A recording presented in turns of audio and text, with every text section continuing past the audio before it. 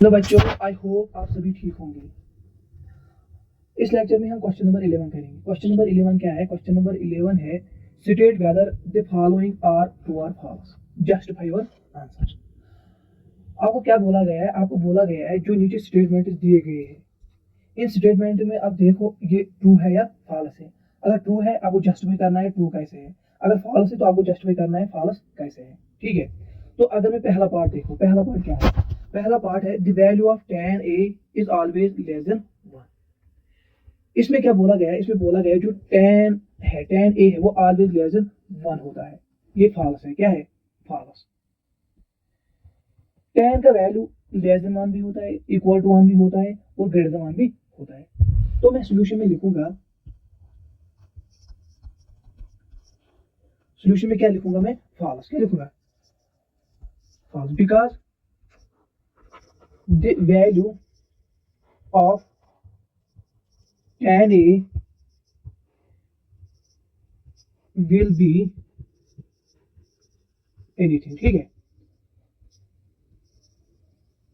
वो less than 1 भी हो सकता है, वो इक्वल टू 1 भी हो सकता है, वो ग्रेटर देन 1 भी हो सकता है।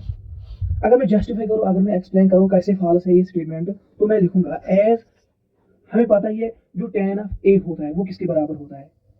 tan a किसके बराबर होता है? Perpendicular divided by base. आपको ये पता है क्योंकि मैंने आपको पिछले लेक्चर में ये दिखाया ट्रिग्नोमेट्रिक रेशियोज किसके बराबर है। मैंने आपको वहां पे बोला अच्छे से, मैंने आपको वहां पे समझाया वो हम ट्रिग्नोमेट्रिक रेशियोज को कैसे याद रखें। मैंने आपको वहां पे बोला पंडित by Pandit Hari Hari by. ठीक है, साइन कॉस tan। ठीक है, ये tan है, tan किसके बराबर होता है? परपेंडिकुलर डिवाइड बाई बेस के बराबर। तो अब क्या है यहाँ पे? अब डिपेंड करता है जो ये tan a है इसका वैल्यू क्या होगा? ग्रेटर देन 1 होगा, लेस देन 1 होगा, इक्वल टू 1 होगा। ये किस पे डिपेंड करता है? ये इस परपेंडिकुलर और बेस पे डिपेंड करता है। ठीक है, परपेंडिकुलर और बेस पे डिपेंड करता है। ठीक है, कितने केसेस अराइज होते हैं? 3 केसेस अराइज होते हैं।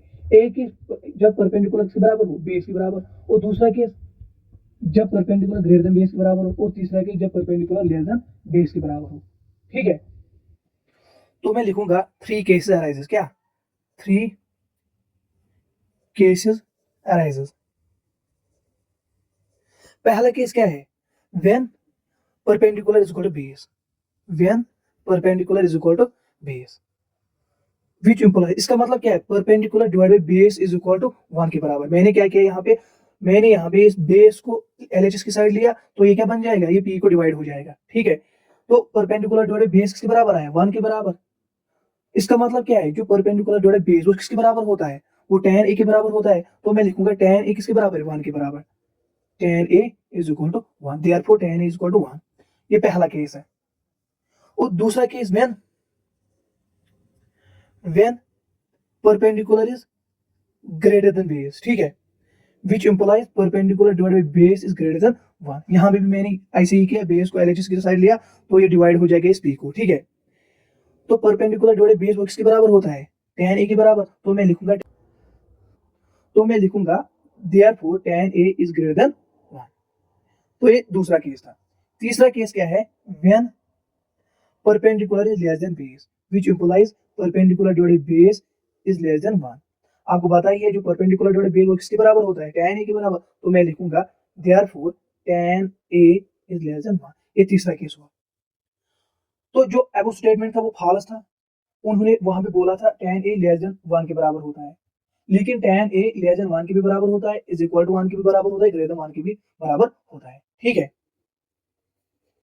देखो अगर मैं सेकंड पार्ट की बात करूं, सेकंड पार्ट क्या है? सेकंड पार्ट है sec of a is equal 12/5 for some value of angle a। ठीक है, ये ट्रू है। ये कैसे ट्रू है? ये ट्रू है। क्या है? ट्रू है। कैसे ट्रू है? आपको जस्टिफाई करना है, क्योंकि आपको पता है जो sec a वो किसके बराबर होता है? sec a बराबर होता है हाइपोटेन्यूज डिवाइडेड बाय बेस। कैसे? आपको पता ही है, पंडित by Pandit Hari Hari by. ठीक है, sine cos tan cosec sec। ठीक है, sec किसके बराबर होता है? हाइपोटेन्यूज डिवाइड बाय बेस के बराबर। ठीक है, आपको ये भी पता है जो हाइपोटेन्यूज होता है वो ग्रेटर और इक्वल टू बेस के बराबर है। In right angle triangle hypotenuse is greater equal to base. वो बेस कभी भी हाइपोटेन्यूज से बड़ा नहीं होगा। ठीक है, तो अगर मैं यहाँ पे देखूं जो sec ऑफ a उन्होंने दिया, ये क्या दिया उन्होंने? 12/5। ये 12 क्या है? ये हाइपोटेन्यूज है, और 5 क्या है? ये बेस है। आपको ये भी पता है हाइपोटेन्यूज हमेशा बेस से बड़ा होता है या इक्वल टू बेस होता है या उससे बड़ा होता है। यहाँ पे जो हाइपोटेन्यूज दिया गया है वो बड़ा है, किससे बड़ा है, बेस से बड़ा है, इसलिए क्या ट्रू है। इसलिए मैंने लिखा because sec a is equal to hypotenuse जोड़े बेस, ठीक है, and hypotenuse is greater equal to base. अगर मैं अब थर्ड पार्ट की बात करूं, थर्ड पार्ट क्या है, थर्ड पार्ट है cos a is the abbreviation used for the cosecant of angle a। ये फॉल्स है, क्योंकि आपको मैंने पहले लेक्चर में बोला कि जो cos है इसको हम ऐसे बोलते हैं, इसको इसकी फुल फॉर्म क्या है, cosine of A, cosine of A. तो मैं लिखूंगा सॉल्यूशन में क्या लिखूंगा, फॉल्स लिखूंगा, क्या लिखूंगा, फॉल्स। सॉल्यूशन में क्या लिखूंगा, फॉल्स लिखूंगा। क्यों फॉल्स, क्योंकि because cos a means cos a means cosine of angle A, cosine of angle A, angle A, ठीक है, कोसाइन ऑफ एंगल ए। देखो अगर मैं फोर्थ पार्ट की बात करूं, फोर्थ पार्ट क्या है, cot a is the product of cot and a। मतलब ये स्टेटमेंट क्या बोलता है, ये बोलता है जो ये cot a है इसको हम ऐसे, ये क्या होता है, ये cot होता है और इंटू a होता है, प्रोडक्ट में a होता है, लेकिन ये फॉल्स है। क्योंकि आपको मैंने पहले ही बोला जो ये कॉट होता है, कॉट ऑफ थीटा, जब मैंने बोला आपको, मैंने बोला जो ये थीटा होता है ये एंगल होता है, क्या होता है, एंगल होता है। वहां पे मैंने जिक्र किया ये एक्यूट एंगल होता है, क्या होता है, एक्यूट एंगल होता है। तो मैं क्या लिखूंगा, मैं लिखूंगा सॉल्यूशन में क्या लिखूंगा, ये फॉल्स है, क्या है, फॉल्स है। क्योंकि because cot a means cotangent of angle A, because cot a means cotangent of angle A, cotangent of angle A, of angle A, ठीक है। इसका मतलब प्रोडक्ट नहीं होता है, इसका मतलब क्या है, जो ए होता है, जो भी यहाँ पे कॉट के बाद जो भी आता है, चाहे कॉट ऑफ थीटा आएगा चाहे कॉट ऑफ ए आएगा, इसका मतलब क्या होता है, जो ये थीटा ये एंगल है, क्या है, एंगल है, एक्यूट एंगल होता है, ठीक है। अब अगर मैं फिफ्थ पार्ट की बात करूं, फिफ्थ पार्ट क्या है, फिफ्थ पार्ट है sine theta is equal to 4/3 for some angle theta, ठीक है। आपको बोलना है ये ट्रू है या फॉल्स है, ये फॉल्स है, क्या है, फॉल्स है, फॉल्स क्या है, फॉल्स स्टेटमेंट है, ये गलत स्टेटमेंट है। क्यों गलत है, क्योंकि आपको पता ही है बिकॉज साइन थीटा किसके बराबर होता है, perpendicular divide by hypotenuse, perpendicular divide by hypotenuse, ठीक है। साइन थीटा किसके बराबर होता है, परपेंडिकुलर डिवाइड बाय हाइपोटेन्यूज। आपको ये भी पता है जो हाइपोटेन्यूज होता है वो हमेशा ग्रेटर और इक्वल टू परपेंडिकुलर के बराबर होता है। कभी भी परपेंडिकुलर बड़ा नहीं होता है किसे, हाइपोटेन्यूज से, हमेशा हाइपोटेन्यूज ग्रेटर होता है या इक्वल टू होता है परपेंडिकुलर से।